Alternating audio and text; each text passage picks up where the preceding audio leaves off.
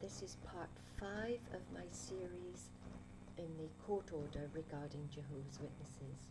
Now, in my previous video, I stated that Watchtower's internal judicial procedures regarding the appeal committee are unlawful, and I need to explain this further.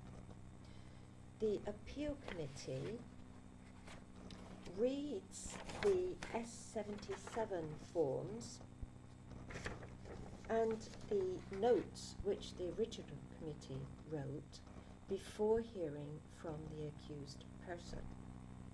Now, what's wrong with this is that the accused person does not read the S77 forms or the notes, and in fact, the accused person doesn't know these exist. This is extremely unfair, and now, under the court order, that Watchtower must use fair procedures, this should not happen.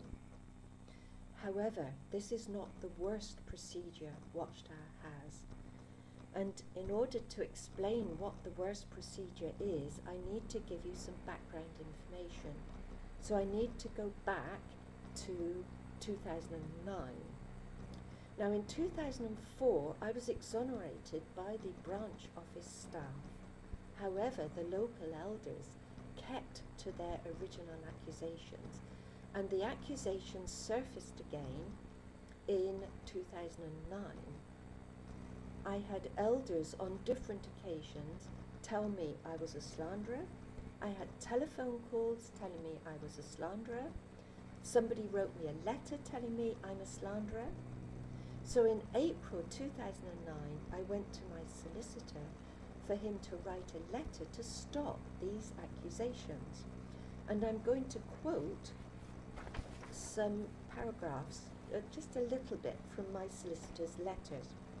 He stated, "She had no right to defend herself as per the constitution of this country at that hearing." And further down he states, "This is unacceptable, and the continuous accusation of calling her a slanderer is tantamount to defamation under the laws of this country."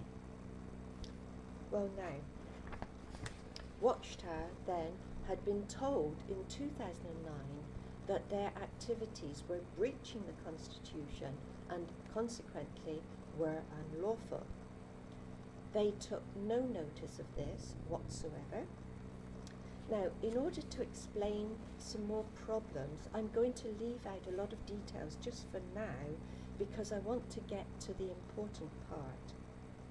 The accusations did not stop, so in 2010 I left the organisation. And in 2013, I took a legal case against Watchtower in personal injury, and I claimed negligence. Now, Watchtower, of course, filed a motion to get my case struck out, and their motion was heard in the High Court in March 2014. But Watchtower had a problem.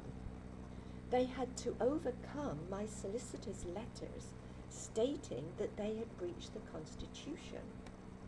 So Watchtower's barrister, Richard Daniels, stated to the judge, "Watchtower uses the inquisitorial system of judging, and an accused person would be informed in broad terms of the accusations against them." Now, this is very important, but I'm going to explain it further in the next video. Thank you very much for your patience.